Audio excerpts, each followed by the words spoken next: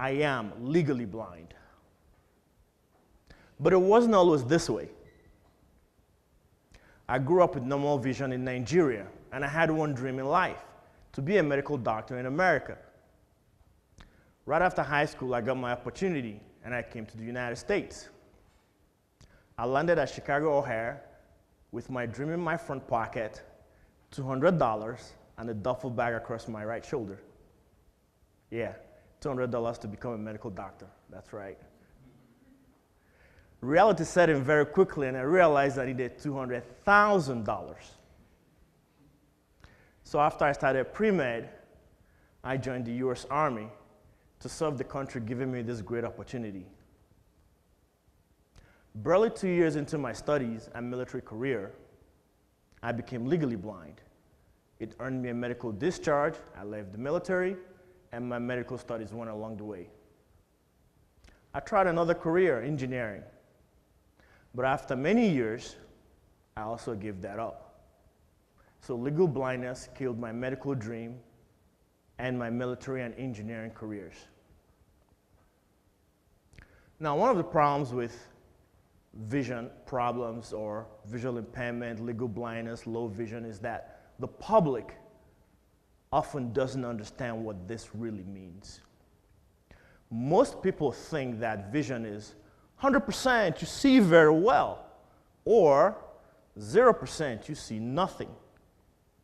But that is so far from the truth. In reality, vision is actually a spectrum. Think of it as layers of gray. Let me tell you a story and give you an example. When I got my first driver's license, I went through the steps everybody else did. I went to the Department of Motor Vehicle, DMV. I took the vision screening test. I put my eyes into the machine. And in less than 10 seconds, I was able to read the letters and characters to the representative. Yay, I got my license. 2 years later, I had to renew, and so I went through the same process. But the result was different this time. When I put my eyes into the machine, I couldn't see anymore. My vision was cloudy, foggy, hazy. I spent several minutes. I cleaned my eyes, it didn't help. I put my glasses on, put them off, tried again, it didn't help. I even shed a few tears, it still didn't help. I was legally blind. Now, I'm not alone in this. Around the world, there are about 285 million visually impaired people. 39 million are known to be blind or very near blind, and about 246 million have low vision of various forms. Collectively, this demographic suffers a 90% illiteracy rate. This is a significant contributing factor to their poverty levels. And in terms of unemployment per country, in the United Kingdom, 75%. Mexico, 68%. Australia, 68%. South Africa, 98%. And here in the United States, 70%. And on top of that, in this country, the visually impaired, due to their disability, earn sub-minimum wages of sometimes as low as 20 cents an hour. So with visual impairment, legal blindness, low vision, comes blind assistive technology. These are the technology solutions we rely on to cope with daily tasks. Sadly, they have two drawbacks. One is hand holding, and the next is manual control. Imagine, as you're sitting very comfortably, that you had to hold both of your eyeballs with one hand, and then with your other hand, you had to keep adjusting it so as to see me clearly. I bet you wouldn't like that experience. So today's blind assistive technology solutions offer limited functionality, diminished productivity, as well as a poor user experience. This was the problem I set out to solve. I set out to tackle the hand-holding and manual control. For the hand holding, I wanted to find a way to make it hands-free.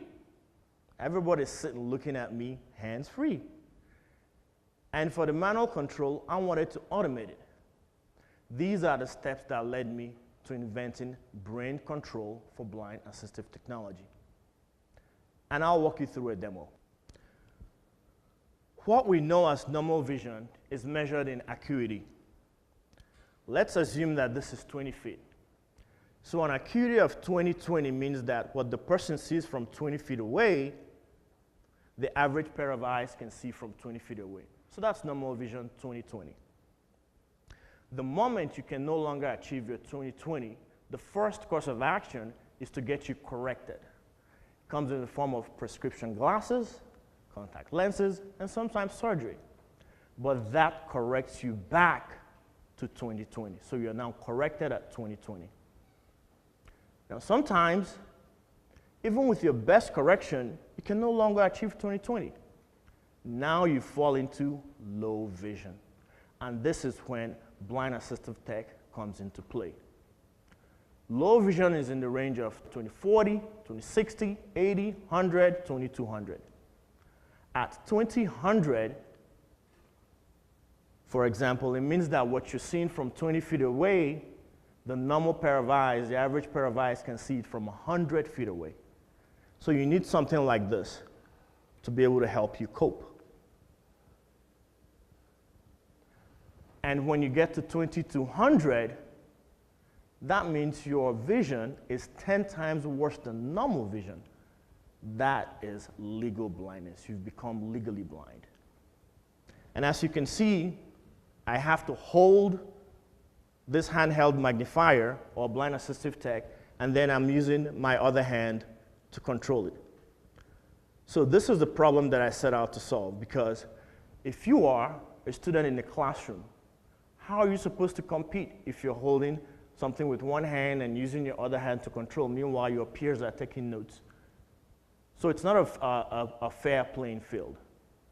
So I'm going to now show you Think and Zoom brain control. For the hand-holding problem, I introduced blind assistive technology to smart glasses. This takes away the hand-holding so a person can easily just wear it. And then for the brain control, I'm leveraging a pair of EEG or electroencephalogram brainwave reader. Now, what are brainwaves? At the very root of our thoughts, emotions, behavior, there are neurons inside of our brains that are communicating with each other, and they emit electrical impulses. These give rise to brainwaves. And we can collect it through a sensor, usually on our scalp. You can think about it like a thermometer that's simply collecting your temperature. Now, the Think and Zoom application works like a glue. It communicates with the person's brain via this EEG reader, and it also communicates with the blind assistive technology. And what it does is simple. It asks the person, hey, are you struggling to see? And if the person says yes, then it directs the blind assistive tech to magnify. Now, because the display on this pair of smart glasses is very small, I'm going to show this on the phone, which is a much bigger display. Oftentimes, before I do this demo, people always ask me, is this going to mess with my head? Not really. So in order to address that question, I created a very friendly game for us to visualize and see that we all have brainwaves. So I'm going to play a game. This game, when I launch it, you're going to see a bird trapped in a cage. And by me simply focusing and thinking of move bird, you're going to see the bird moving. I'm going to be moving the bird just simply by thinking with my brainwaves.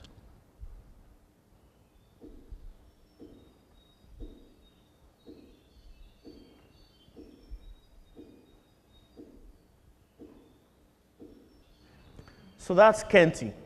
I was able to free Kenty the bird and make her happy and fly away by simply thinking. So now that I've been able to show you activity of my brainwaves, and now we know that I have some, let's put it to some good use. The first thing you're going to see is blurriness. This is what visual impairment looks like. So I'm going to think of zoom in, and I'll be able to zoom into that.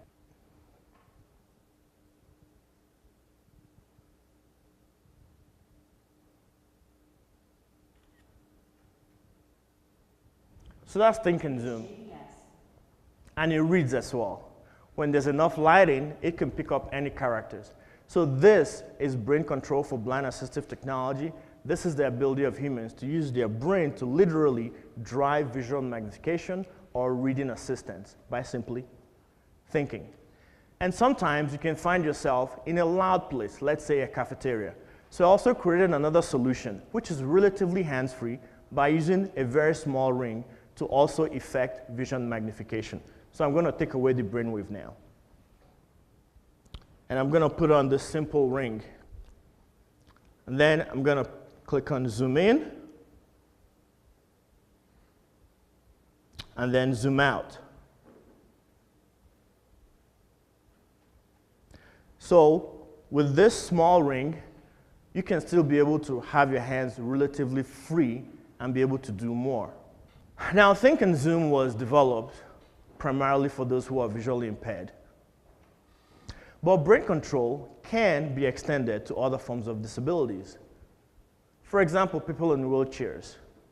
They can use brain control to move forward, change directions. Or people who suffer from ALS, Lou Gehrig's disease, or even Parkinson's. These diseases are associated with tremors, muscle atrophy, and some spasms. Simply picking up a remote control to change the TV channel is a huge task. These folks can easily use brain control to achieve that. Now, I mentioned disability because today we have a disability crisis on our hands. 1.3 billion people around the world, that is 20% of the human population, has a disability today, collectively suffering a 50% unemployment rate, yet wielding an $8 trillion spending power. In comparison, the highest GDP on the planet is the United States at 21 trillion and China at 15 trillion. So 8 trillion will be the third largest GDP in the world. It's such a crisis now that it debuted for the first time at this year's World Economic Forum, thanks to the work being done by Carolyn Casey, who is legally blind as well, with her campaign, #Valuable500. Her campaign asks corporations to position disability as a global business leadership agenda. And she further asks, are you diverse-ish? Meaning, when you talk about diversity and inclusion, is disability also included in that conversation? And her sponsor is none other than Sir Richard Branson, who is the founder of Virgin Group. And he said, disability can no longer be a conversation left in the hands of health organizations and charities. And I couldn't agree more. If we truly want to build an inclusive society, a society that reflects all of our needs, we have to bring the best of our talents in entrepreneurship, innovation, and technology to tackle this huge problem. And we have so much technology at our hands today. We've got AI, blockchain, wearables, smart devices, and the list goes on and on and on. Let us remember that at any point of time in our lives, any one of us can be disabled. A lot of people are not born with disability. A lot of people become disabled later on in life. I truly believe that we can solve this problem. I truly believe that we can create a world where visual impairment or disability for that matter no longer steals dreams or kills careers. I believe we can create a world where we can give every person the opportunity to look, think, and zoom into their better, brighter future. I believe that if we come together and just think about it, we can literally bring control ourselves out of disability. Thank you.